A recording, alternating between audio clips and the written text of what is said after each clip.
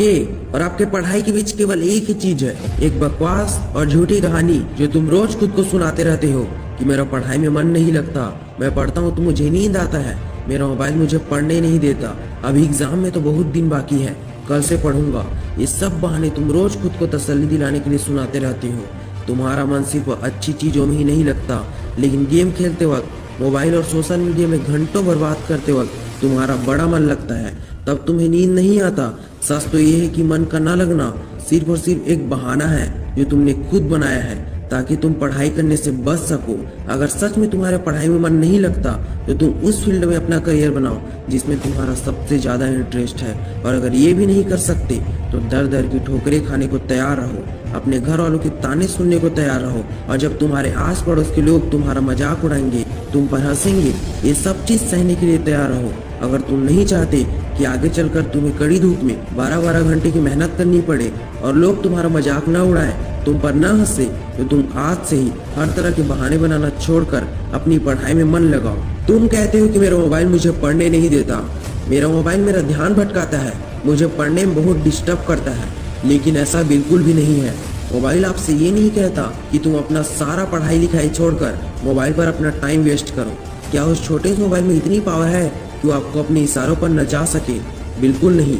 उस छोटे से मोबाइल में इतनी पावर नहीं कि वो आपको कंट्रोल कर सके।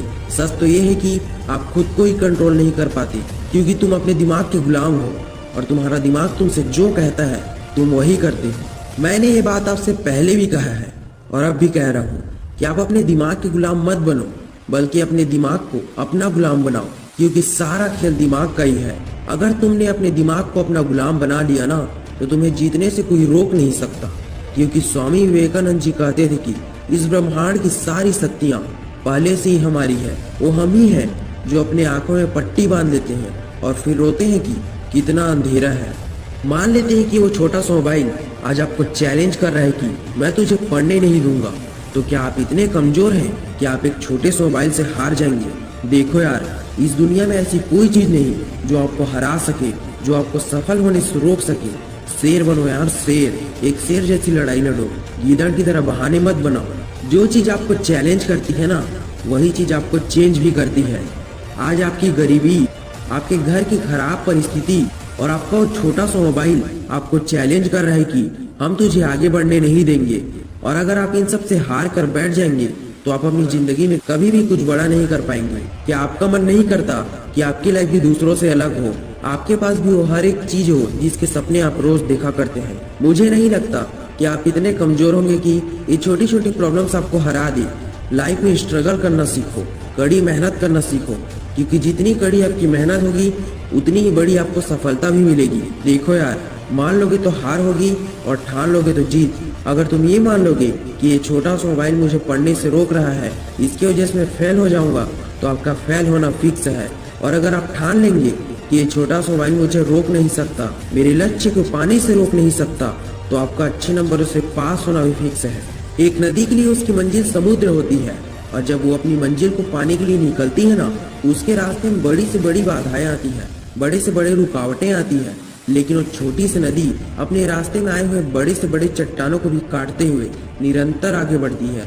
भले ही उसकी रफ्तार कहीं पर कम जरूर हो सकती है, लेकिन वो रुकती कभी भी नहीं, और उसके इसी साहस और निरंतर प्रयास से ही वो एक दिन अपनी मंजिल समुद्र को पा ही लेती है। ठीक इसी तरह आपको भी अपनी पढ़ाई निरंतर करनी चाहिए, क्योंकि एक छोटे से मोबाइल में इतनी हिम्मत नहीं कि वो आपका ध्यान भटकाकर आपको पढ़ने से रोक सके।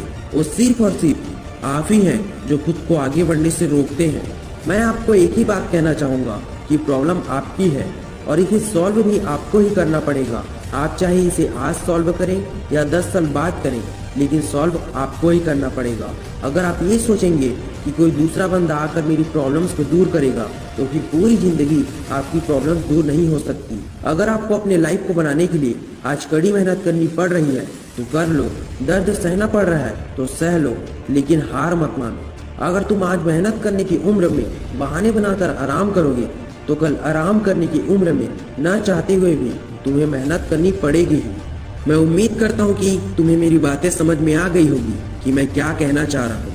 अगर तुम्हें मेरी बातें समझ में आ गई है तो तुम आज से खुद को कंट्रोल करना शुरू कर दो। मिलते हैं नेक्स्ट वीडियो में, तब तक के लिए जय हिंद, जय भारत।